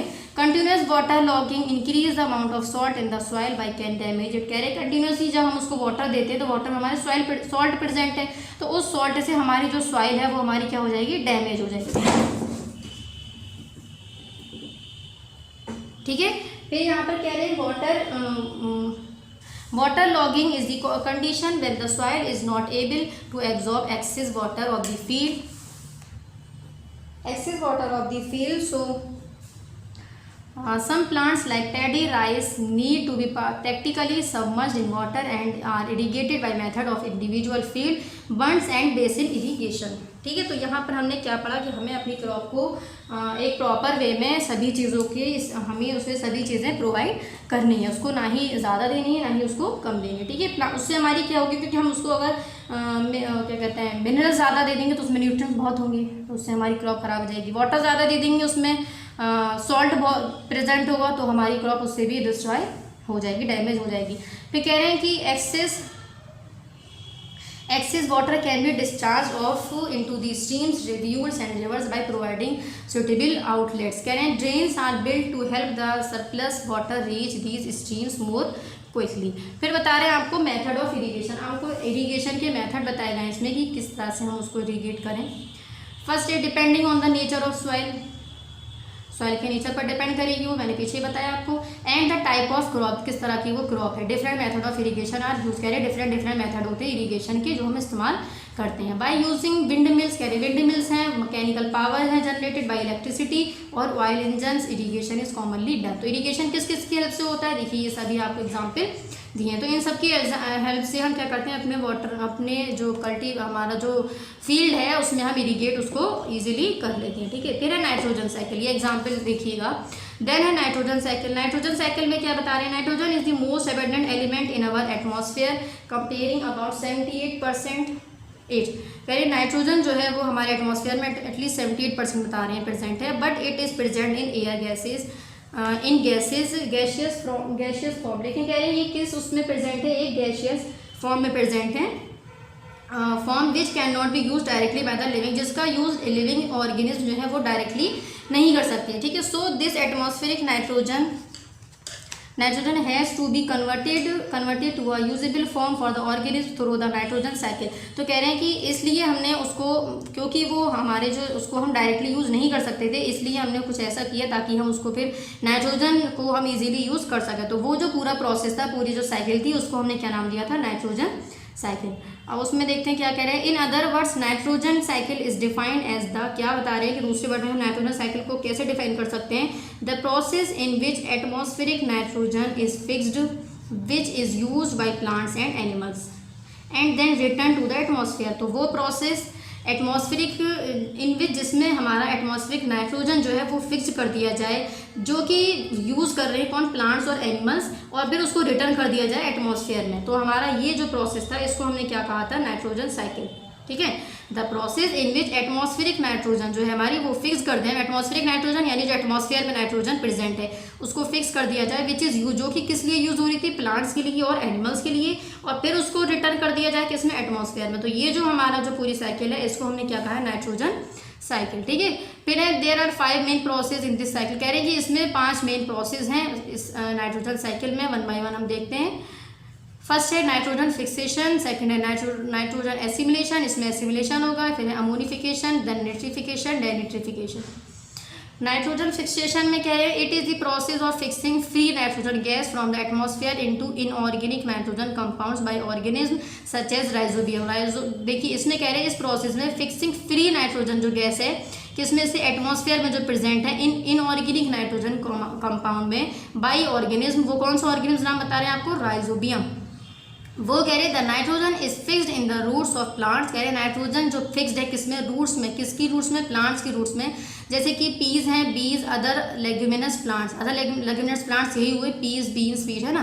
कह रहे in addition to this biological process lightning, volcanic eruption and forest fire also help in converting nitrogen into ammonia. तो कह रहे हैं ये सभी चीज़ें जो हैं, वॉल्केनिक इरप्शन है, लाइटनिंग है, ये सारे प्रोसेस जो है बायोलॉजिकल प्रोसेस, कह रहे हैं ये भी बहुत हेल्पफुल है किसमें, नाइट्रोजन को अमोनिया में कन्वर्ट करने के लिए। ठीक है, तो ये नाइट्रोजन फिक्सेशन हो गया। देन है नाइट्रोजन एसिमिलेशन, इसमें एसिमिलेट हो रहे हैं नाइट्रोजन हमारे, इसमें फिक्स हो रहे थे। इसमें the roots of leguminous plant absorb the fixed nitrogen which is later converted to protein in the plant body. This process of converting inorganic nitrogen into, देखिए इसमें क्या होता है इस प्रोसेस में, एसिमिलेशन वाले प्रोसेस में कह रहे हैं कि this process of converting inorganic nitrogen, यानी इनऑर्गेनिक जो नाइट्रोजन है वो हमारा यूजेबल, मतलब वो किस में हो जाएगा, ऑर्गेनिक में कन्वर्ट हो जाएगा। उस प्रोसेस को हम क्या कह रहे हैं, नाइट्रोजन एसिमिलेशन। एसिमिलेशन में वही कहते हैं कन्वर्जन। ठीक है, तो इनऑर्गेनिक का inorganic into useful organic compounds, inorganic is called nitrogen Uptake, या फिर नाइट्रोजन अपटेक हो गए, वो एक जगह से, एक चीज़ से दूसरी जगह में एसिमिलेट हो गए, अपटेक होगा। ठीक है, तो उसको कह रहे हैं हम इनऑर्गेनिक से ऑर्गेनिक सब कंपाउंड्स में जो भी हमारा फिक्सेशन हो रहा है उसको हमें क्या कहा है, नाइट्रोजन का जो चेंज हो रहा है उसको हम कह रहे हैं नाइट्रोजन एसिमिलेशन। देन है अमोनिफिकेशन। अमोनिफिकेशन में क्या कह रहे हैं, इसमें the organic nitrogen gets converted into ammonia. कह रहे हैं जो भी ऑर्गेनिक नाइट्रोजन जो हमें यहाँ पर मिला है ऑर्गेनिक कंपाउंड के फॉर्म में, वो किस में कन्वर्ट हो जाएगा, फिर अमोनिया में। अमोनिफिकेशन से हमें क्लियर हो रहा है ammonia. When plant and ammonia क्या है, हमारा एलिमेंट है। ठीक है, when plants and animals die, कह रहे हैं जब प्लांट्स और एनिमल्स डाई हो जाते हैं, जब खत्म मर जाते हैं, the microbes act on the dead matter and convert the proteins into ammonia. कह रहे हैं माइक्रोब्स जो होते हैं वो एक्ट करते हैं फिर डेड मैटर पर। डेड मैटर कौन से, हमारे जो प्लांट और एनिमल्स मर चुके हैं ना, और कन्वर्ट कर देते हैं प्रोटीन्स को किसमें, अमोनिया में। ठीक है, इसको रीड करिए एक बार और अच्छे से। इसमें क्या कह रहे हैं, organic nitrogen gets converted into ammonia. Organic nitrogen gas ने कन्वर्ट कर दिया अमोनिया में, कब कर दिया, जब प्लांट्स और एनिमल्स हमारे डाई हो चुके हैं। फिर कह रहे हैं the microbes act on the dead matter, और वो जो माइक्रोब्स जो बचे, माइक्रोब्स इसलिए कह रहे हैं, माइक्रोब्स जो है बहुत स्मॉल पार्टिकल्स होते हैं, माइक्रो ऑर्गेनिज्म जैसे, उनको हम माइक्रोस्कोप की हेल्प से देख सकते हैं। ठीक है, तो यहाँ पे क्या कह रहे हैं, microbes act as the dead matter, वो किस पर एक्ट करेंगे, डेड मैटर पर जो हमारे डेड हो चुके हैं, डाई हो चुके हैं, एंड कन्वर्ट द प्रोटीन, और कन्वर्ट कर देंगे प्रोटीन को किसमें, अमोनिया में। ठीक है, तो ये हमारा किसमें होगा, इस प्रोसेस को हम क्या कहेंगे, अमोनिफिकेशन। देन है nitrification. Some of the ammonia produced during decomposition of organism is converted into nitrates in the soil with the help of bacteria. ये बैक्टीरिया की हेल्प से निट्रिएट्स में कन्वर्ट हो जाएंगे, किसमें, सॉइल में। जो डिकम्पोज हो चुके हैं हमारे ऑर्गेनिल्स वो हमारे कन्वर्ट हो जाएंगी न्यूट्रिएंट्स में, किसके अंदर, सॉइल के अंदर। यानी डिकम्पोज जो हो चुके हैं ऑर्गेनिल्स वो हमारे किस में कन्वर्ट हो जाएंगे, न्यूट्रिएंट्स में कन्वर्ट हो जाएंगे, सॉइल के अंदर। तो उस प्रोसेस को किसकी हेल्प से, बैक्टीरिया की हेल्प से। तो उस प्रोसेस को हम क्या कहते हैं, निट्रिफिकेशन। ठीक है, देन है डेनिट्रिफिकेशन। इसमें डी से मतलब दोबारा। दिस प्रोसेस टेक प्लेस, ये वाला जो प्रोसेस है nitrification, take place anaerobically where some of the nutrients are absorb, जहाँ पर कुछ न्यूट्रिएंट्स जो हमारे वो एब्जॉर्ब्ड है। ठीक है, वहाँ पर कह रहे हैं एब्जॉर्ब्ड बाय द प्लांट्स, किसके जरिए, प्लांट्स के जरिए। The remaining is converted back nitrogen gas, फिर वो बाकी दोबारा से नाइट्रोजन गैस में रिमेनिंग होते हैं, कन्वर्ट होते हैं, और उस प्रोसेस को हम क्या कहते हैं, डी निट्रीफाइंग बैक्टीरिया। ये भी बैक्टीरिया की हेल्प से ही हो रही है। ठीक है, क्योंकि हमारा निट्रिफिकेशन जो था वो बैक्टीरिया की हेल्प से ही हमारा इसमें बैक्टीरिया का ही हेल्प हो रहा था। इसलिए इसमें कह रहे इसमें दोबारा से जो हमारे नाइट्रोजन में कन्वर्ट हो जाएंगे तो वो हमारा हो जाएगा डी निट्रीफाइंग, डी निट्रिफिकेशन। ठीक है, देन है फूड फ्रॉम एनिमल्स। इसमें कह रहे हैं like plants there are several animals that are domesticated at home और एंड फार्म्स। कह रहे हैं बहुत से एनिमल्स हैं जिसको हम घर में और फार्म्स में पालते हैं। वी गेट मिल्क, उनसे हमें क्या मिलता है, milk, meat, egg, honey from animals. This product form part of their food. कह रहे हैं ये प्रोडक्ट जो है ये एक पार्ट बनते हैं हमारे खाने का। तो हमें ये सभी जाहिर सी बात है हम इसको अपने खाने के इस्तेमाल में लेते हैं। ठीक है, फिर कह रहे हैं एनिमल्स, यहाँ पे प्लांट्स का यूज़ बता दिया, फूड फ्रॉम एनिमल्स बता रहे। कह रहे हैं एनिमल्स नीड गुड फूड। कह रहे हैं एनिमल्स को ज़रूरत है अच्छे खाने की, शेल्टर की और केयर की, फॉर ग्रोथ, प्रॉपर ग्रोथ, अच्छी ग्रोथ के लिए, एंड फूड प्रोडक्शन के लिए। ठीक है, this science which deals with breeding, feeding and caring of domestic animal is called animal husbandry. कह रहे हैं एनिमल हस्बेंड्री, बहुत इंपॉर्टेंट चीज़ बताइए यहाँ पे। एनिमल हस्बेंड्री हमारी क्या है, एनिमल हस्बेंड्री में कह रहे हैं वो साइंस जो वो बताया हमें वो हमें क्लियर करे कि हमें ब्रीडिंग, फीडिंग मतलब हम क्या खा रहे हैं, हमें क्या उसको खाने के लिए देना है, हमें क्या उसको पीने के लिए देना है, डोमेस्टिक एनिमल जो भी है, हमें उसकी केयर कैसी करनी है, हमें उसके लिए शेल्टर कैसा रखना है, प्रॉपर वे में उसको किस तरह से रखना है, तो ये सभी चीज़ें जो आती हैं वो कहलाती है हमारी एनिमल हस्बेंड्री। अगर एनिमल की कर रहे हैं हम तो एनिमल हस्बेंड्री, अगर हम ह्यूमन बीइंग की कर रहे हैं तो वो ह्यूमन बीइंग हस्बेंड्री। ठीक है, यहाँ पर हमारा चैप्टर फिनिश हो गया है। अब हम इसकी क्या कहते हैं एक्सरसाइज करेंगे। ठीक है, एक्सरसाइज में हम इसके टिक द करेक्ट करेंगे, fill in the blanks, true false, then question answer. चलिए तो हम फर्स्ट देखते हैं। सबसे पहले इसमें क्या कहा गया हमसे, which of the following is not a kharif crop. ठीक है, टिक द करेक्ट सबसे पहले करेंगे हम। इसमें पूछा गया कि इसमें से खरीफ क्रॉप जो है वो कौन सी नहीं है। ठीक है, तो हमें बताना है मेज़ है, पैडी है, सॉरी मेज़ नहीं है, या फिर पैडी नहीं है, या फिर ग्राम नहीं है, या फिर ग्राउंड नट नहीं है। तो आप बताइए मेज़ जो है हमारी वो क्या है, खरीफ क्रॉप है। पैडी भी हमारी खरीफ क्रॉप है, हमारी जो ग्राम है वो हमारी खरीफ क्रॉप नहीं है। ठीक है, तो इसमें हमें यही पूछा गया कि खरीफ क्रॉप आपकी कौन सी नहीं है, नॉट है, तो हमारा क्या आ जाएगा इसमें ग्राम। सेकंड देखिए, plugging the field is beneficial because it, कह रहे हैं प्लगिंग द फील्ड को प्लग करना। मैंने आपको बताया था कि हमारी स्टेप बाय स्टेप हम अपने फील्ड को क्या कर रहे थे, प्लगिंग मतलब जोतना, कह रहे हैं कि अपने फील्ड को उसको जोतना भी ज़्यादा बेनिफिशियल बिकॉज कह रहे ज़रूरी है, क्योंकि रिमूव्स वीड्स फ्रॉम सॉइल, या फिर एरेट्स दी सॉइल, या फिर अलाउज बेटर न्यूट्रिएंट्स एब्जॉर्प्शन। तो फर्स्ट में कह रहे हैं removes weeds from the soil, कह रहे हैं रिमूव करने के लिए वीड्स को, वीड्स हमने क्या बताए थे, जो हमारे ख़राब जो हमारे जो भी प्लांट्स थे, ठीक है, जो हमारे वेस्टेज जो थे, जो हमारे ख़राब थे, जो फसल हमारी ख़राब थी वो थे हमारे वीड्स में। कह रहे हैं वीड्स को रिमूव करने के लिए काम आती है। ठीक है, या फिर एरिड्स दी सॉइल, या फिर एरिड्स दी सॉइल्स, या फिर थर्ड वन कह रहे हैं अलाउ बेटर न्यूट्रिएंट्स एब्जॉर्प्शन, या फिर कह रहे हैं ऑल ऑफ दीज।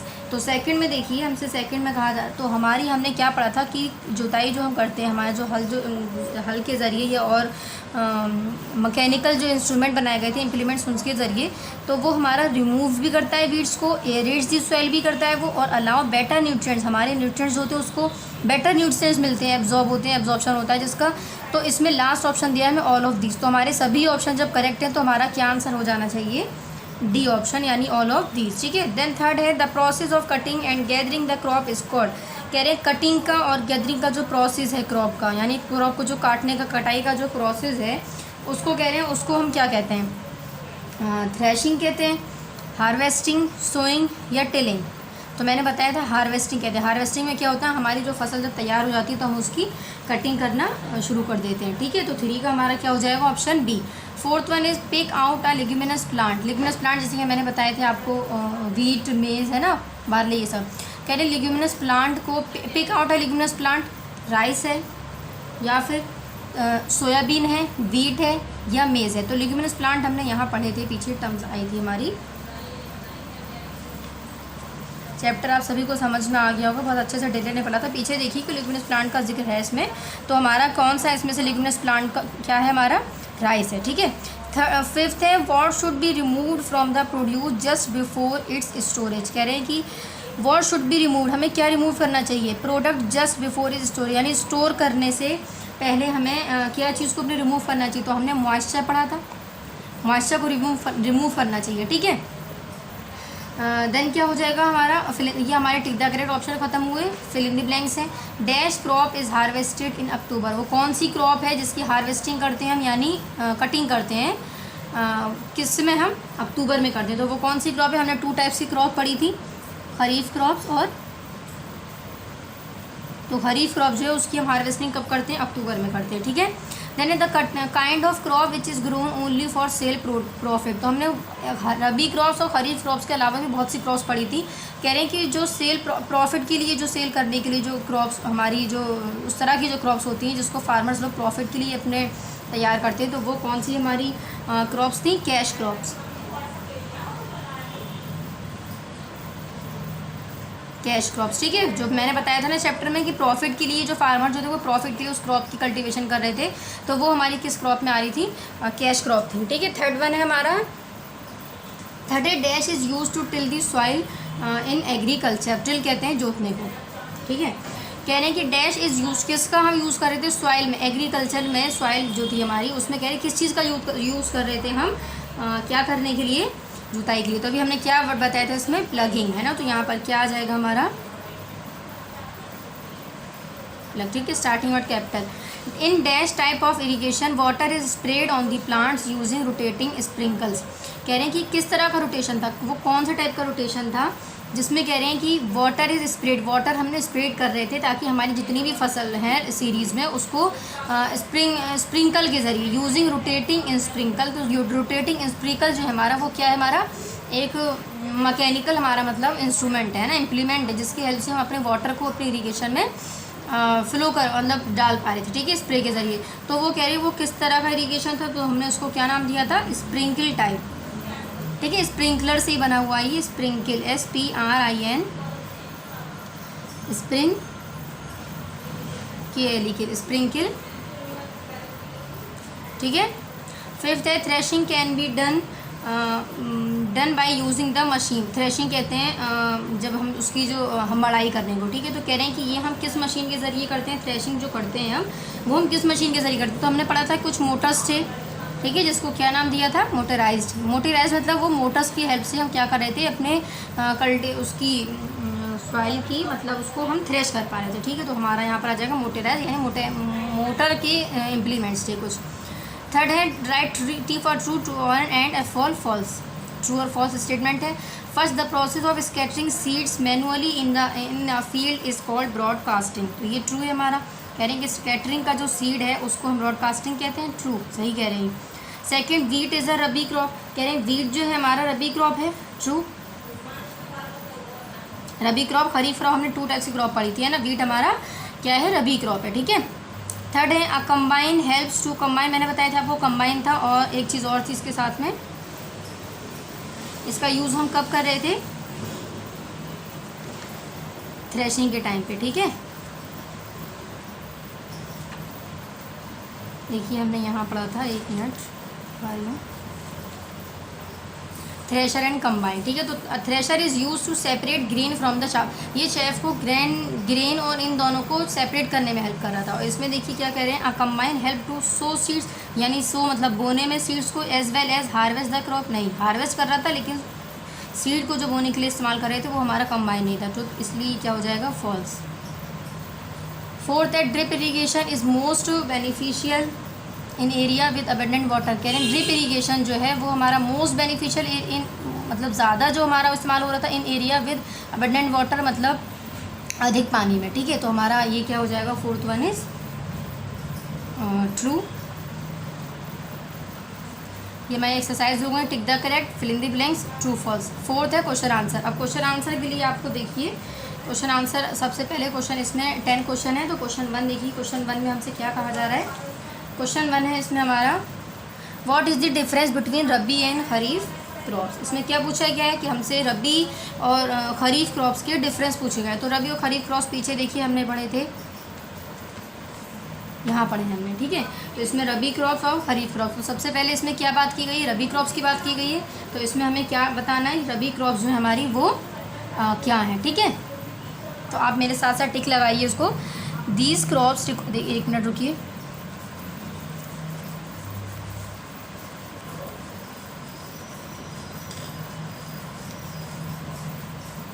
ये अपने आप को लेसन नंबर 1 लेसन का नेम डालना है आपको, क्रॉप जो भी इसका चैप्टर का नाम है, प्रोडक्शन एंड मैनेजमेंट। देन आपको इसका आंसर लिखना है, ठीक है। Question number 1, answer the following question, heading, फिर क्वेश्चन नंबर 1, और क्वेश्चन नंबर 1 आप कॉपी में से, बुक में से नोट करेंगे, फिर उसका आंसर जो लिखना है वो मैं आपको यहाँ पर टिक लगवा रही हूँ, ठीक है। तो क्वेश्चन नंबर 1 के आगे आप लोग क्या लिख लेंगे, ये हमारा आंसर किस पेज नंबर पर है, 9 पेज नंबर पर है। तो सबसे पहले आप क्वेश्चन नंबर 1 के सामने क्या लिखेंगे, हम पेज नंबर यहाँ पर 1 डाल देते हैं। पेज नंबर 1 से, सॉरी पेज नंबर 1 नहीं है, पेज नंबर 9, यानी ये आंसर हमारा किस पेज नंबर पर प्रेजेंट है, 9 पर है, ठीक है।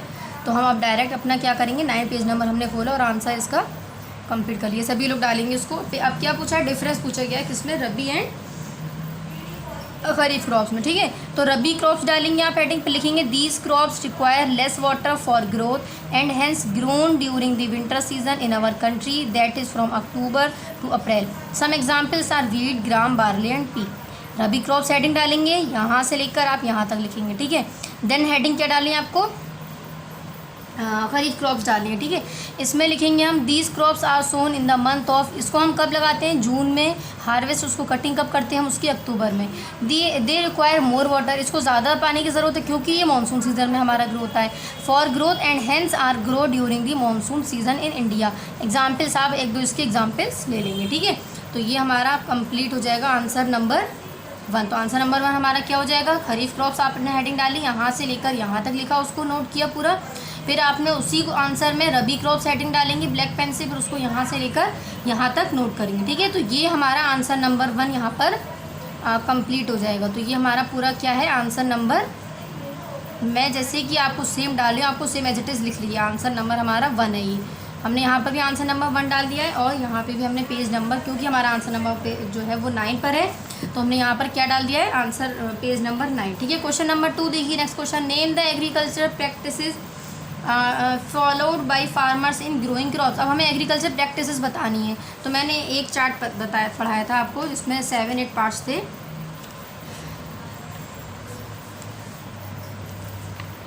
देखिए एग्रीकल्चर प्रैक्टिसेस देख रहे हैं आप, ठीक है। ये हमारा क्या है, आंसर नंबर 2।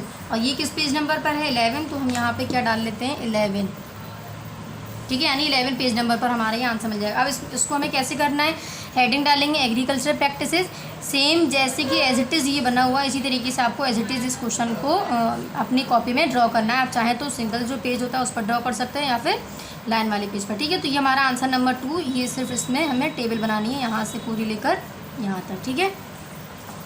सिर्फ टेबल बनानी है इसमें। Question number 3, what which implements are used for tilling the soil. इसमें पूछे गए कि वो कौन से इम्प्लीमेंट हैं जो हम सॉइल की टिलिंग करने के लिए, यानी उसको जोताई करने के लिए हम कौन से इंस्ट्रूमेंट्स का यूज़ करते हैं। तो देखिए इसका आंसर बुक में मिल सकता है लेकिन थोड़ा आगे पीछे होगा, इसलिए मैं इसका आंसर आपको नोट करवा दूंगी। ये 3 आंसर 5 आंसर 8 जो है ये मैं आपको अपनी समझा देती हूँ और ये इसकी मैं फ़ोटो आपको क्लिक करके सेंड कर दूँगी, ठीक है। तो क्वेश्चन क्या पूछा गया था, विच इम्प्लीमेंट्स, कौन से इम्प्लीमेंट्स है। तो the implements are used for tilling the soil are, कौन कौन से, प्लग है, कल्टीवेटर है, लेवेटर है, सीड ड्रिल है और एटसेट्रा। ये सभी चीज़ें हमारी क्या है, मतलब मैकेनिकल इंस्ट्रूमेंट इम्प्लीमेंट्स जो तैयार हुए थे हमारी एग्रीकल्चर क्रॉप कल्टीवेशन के लिए, तो वो सभी हमारे इम्प्लीमेंट्स यहाँ पर आपको गिवन है। 1 2 3 4 सीड ड्रिल 4 और एटसेट्रा, मतलब और भी बहुत है, ज़रूरी नहीं कि सिर्फ यही है, ठीक है। तो ये आंसर आपको मैं इसके फ़ोटो क्लिक करके आपको आंसर नंबर 3 का सेंड कर दूंगी, ठीक। तो ये दोनों क्वेश्चन मैंने टिक लगवा दिए हैं, ये क्वेश्चन मैं आपको सेंड कर दूंगी। क्वेश्चन नंबर 4 देखिए, वाई इज़ प्लगिंग इम्पॉर्टेंट। इसमें पूछा गया कि प्लगिंग जो है वो क्यों ज़रूरी है, हमें जो खेत की जुताई करना है वो हमारी क्यों ज़रूरी है, ठीक है। तो इसका आंसर देखते हैं हम लोग, कहाँ हमने देखा था,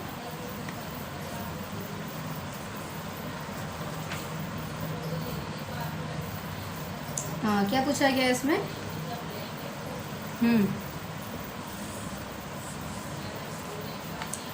वाई इज़ प्लगिंग इम्पॉर्टेंट। इसमें क्या पूछा गया है कि प्लगिंग जो है वो इम्पॉर्टेंट क्यों है। तो यहाँ पे देखिए, यहाँ बता रहे हैं, देखिए यहाँ है loosening of soil is important because, तो अब वही सेम लिखना है आपको, loosening of soil is important because. तो लूजनिंग की जगह क्या लिख लेंगे आप, प्लगिंग, क्या लिखेंगे यहाँ पे,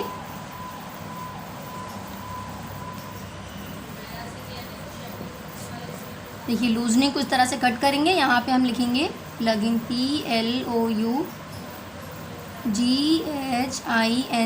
plugging of soil is important because, first point, second point और आपको इसमें 4th पॉइंट, 5th पॉइंट और 6th पॉइंट मैं रीड कर देती हूँ एक बार। Loose soil particles have more air spaces, इसमें हमने क्या पढ़े थे, तो लूज सॉइल जो पार्टिकल्स थे उसमें क्या थी, हमारी स्पेसेस जो थी वो ज़्यादा थी। That helps the root to crop to breathe better, तो यानी जब उसमें एयर की स्पेस ज़्यादा थी एयर, तो हमारी जो क्रॉप थी उसको सांस लेने में सहायता मिली थी, ठीक है। सेकंड है loose soil particles hold more water for a longer duration, तो हमने याद हो आपको बताया था कि लूज सॉइल पार्टिकल्स जो हैं वो पानी को ज़्यादा समय तक रख सकते हैं, जिससे हमारी क्रॉप को हल्के हल्के पानी ज़्यादा समय तक मिल सकता है, ठीक है। 4th लिखना आपको ये वाला पॉइंट, 3rd डालेंगे, loose soil mixes the manure and fertilisers more easily. कह रहे हैं लूज सॉइल जो होती हैं उसमें, लूज सॉइल मैंने क्या बताई थी, जो हम दो सैंड्स को, लूज सॉइल हमने क्या पढ़े थे, 2 तरह की जो हमारी सॉइल थी उनको हम लूजनिंग ऑफ सॉइल यानी मिक्सिंग सैंड इनटू क्ले, यानी सैंड को हम क्ले में जो मिक्स कर रहे थे उसको हमने कहा था लूजनिंग ऑफ सॉइल। तो वही कह रहे हैं इसमें मैन्योर और फर्टिलाइजर जो थे वो इजीली डिजॉल्व मिक्स हो पा रहे थे।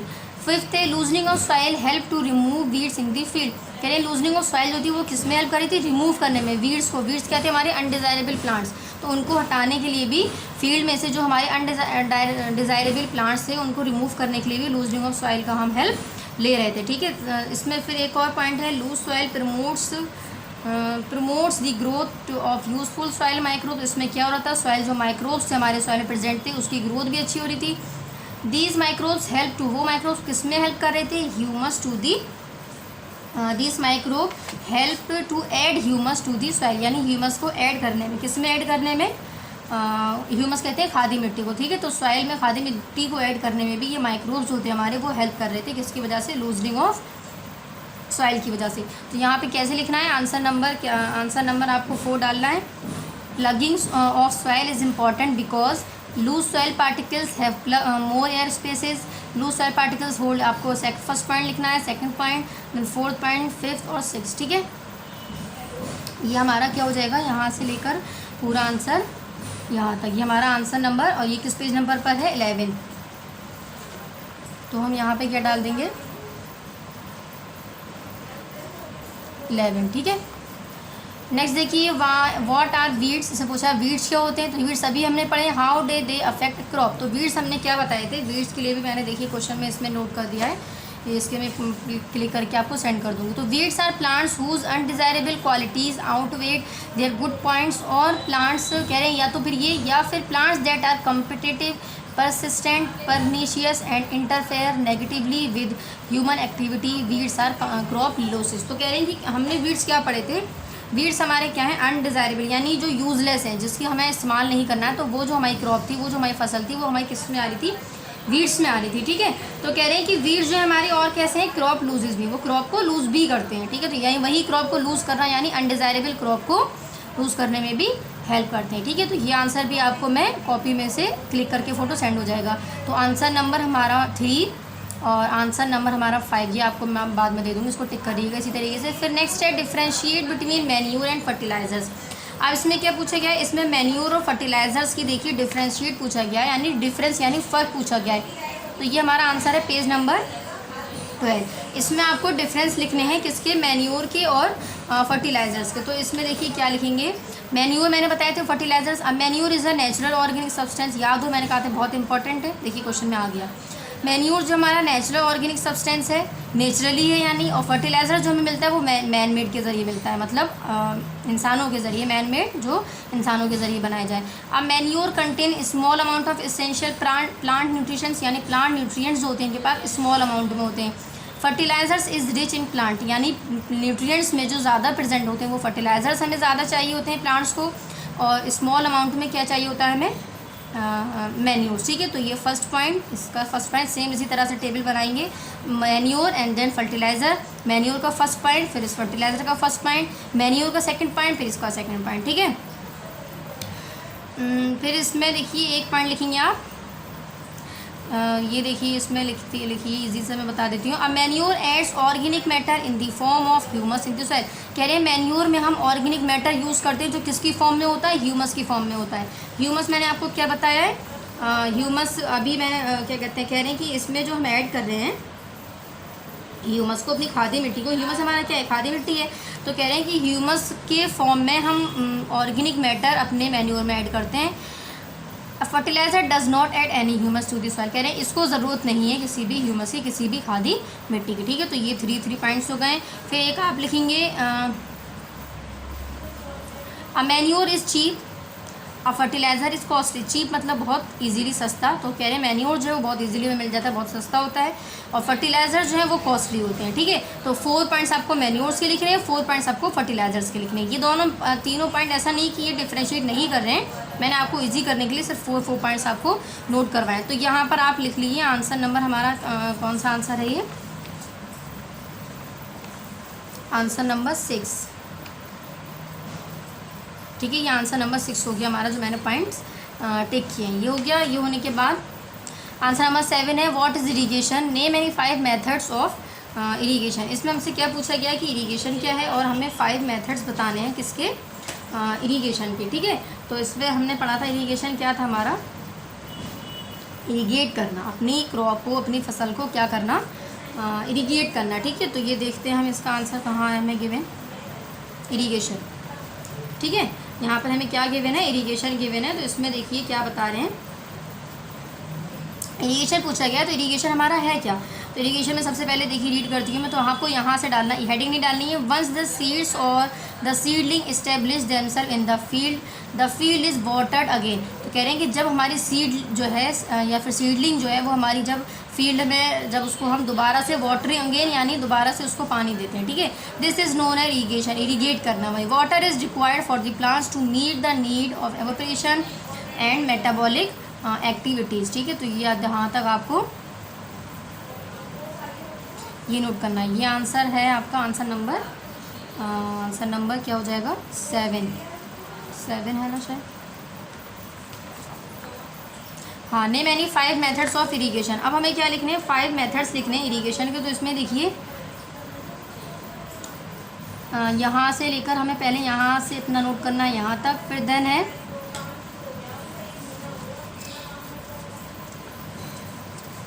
हमें मेथड बताने कि हम इरीगेशन किस किस की हेल्प से कर सकते हैं। ठीक है, देखिए इसको मैं और छोटा कर देती हूँ।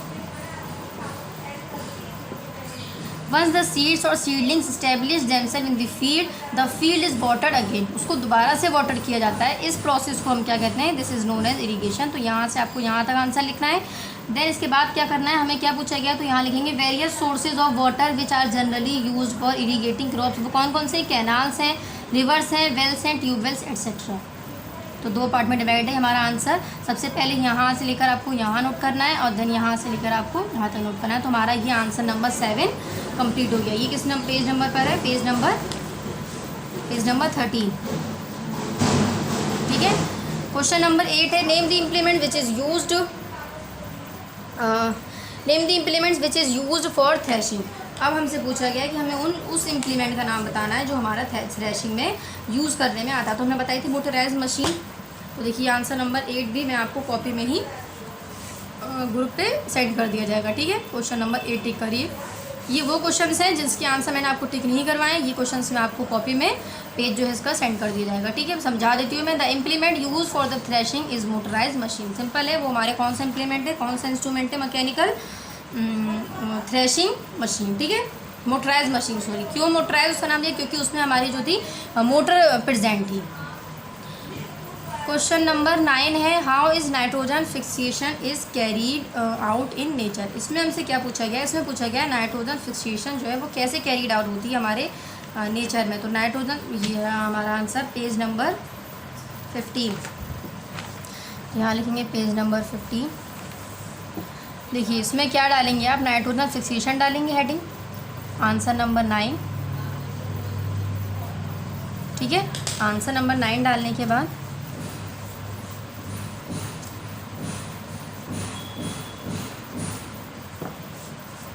ये हेडिंग डालेंगे नाइट्रोजन फिक्सेशन।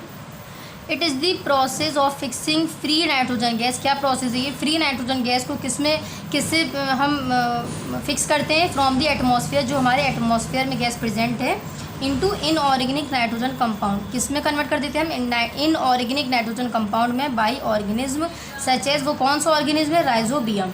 ठीक है, तो इसको हम हमारा जो प्रोसेस था, द नाइट्रोजन, देखिए एक बार और बता रही, it is the process of fixing free nitrogen gas from the atmosphere into inorganic nitrogen compound. यानी जो भी हमारे एटमॉस्फेयर में नाइट्रोजन, फ्री नाइट्रोजन गैस जो फ्रीली मूव कर रही है, प्रेजेंट है, वो हम किस में उसको कन्वर्ट कर देते हैं, किस में चेंज कर देते हैं, इनऑर्गेनिक नाइट्रोजन कंपाउंड्स में, जो हमारे इनऑर्गेनिक है। जैसे कि बाई ऑर्गेनिम्स किसके जरिए, जैसे कि आपको एग्जाम्पल दिया राइजोबियम।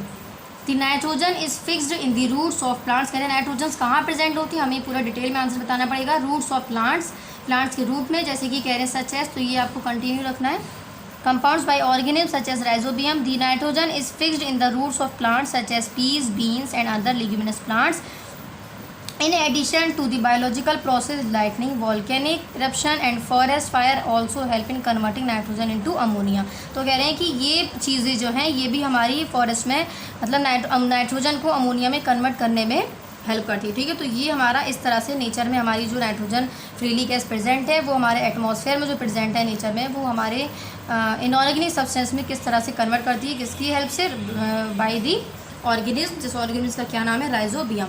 तो इसका आंसर आपको यहाँ से लेकर यहाँ तक नोट करना है। ठीक है, ये आंसर नंबर 9 यहाँ पर हमारा कंप्लीट हो जाएगा। ये नहीं करना है हमें, सिर्फ नाइट्रोजन फिक्सेशन वाली चीज़ को डिफाइन करना है उसमें। फिर है क्वेश्चन नंबर 10। क्वेश्चन नंबर 10 है व्हाट इज़ नाइट्रोजन साइकिल। तो हमसे पूछा गया है, अच्छा 15 हमें यहाँ नहीं लिखना है, ये हमें आपको कॉपी में दे देंगे, 15 हमें यहाँ लिखना है। ठीक है, फिर है नाइट्रोजन साइकिल। तो नाइट्रोजन साइकिल है हमारा 14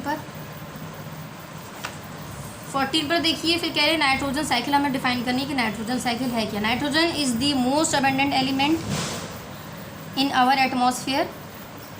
कंपेयरिंग कितना परसेंट प्रेजेंट है, 78%, but it presents in it gaseous form. कह रहे हैं कि लेकिन ये किस फॉर्म में प्रेजेंट है, गैसेस फॉर्म में प्रेजेंट है, विच can not be use directly, जिसको हम डायरेक्टली यूज़ नहीं कर सकते हैं। कौन नहीं कर सकता है, लिविंग ऑर्गेनिज्म। ठीक है, नाइट्रोजन जो हमारे गैस के फॉर्म में प्रेजेंट है हमारे एटमॉस्फेयर में, उसको हम डायरेक्टली यूज़ नहीं कर सकते। So this atmospheric nitrogen has to be converted to a usable form for the organism through the nitrogen cycle. तो कह रहे हैं इसलिए इस एटमॉस्फेरिक नाइट्रोजन को किस में कन्वर्ट कर दिया गया था, एक नाइट्रोजन साइकिल के ज़रिए इसको यूजेबल फॉर्म में कन्वर्ट कर दिया गया, ताकि जो हमारी जो पॉपुलेशन ऑर्गेनिज्म है, लिविंग ऑर्गेनिज्म, वो उसको ईजिली यूज़ कर सके। ठीक है, in other words nitrogen cycle is defined. अब हमें नाइट्रोजन साइकिल बतानी होगी।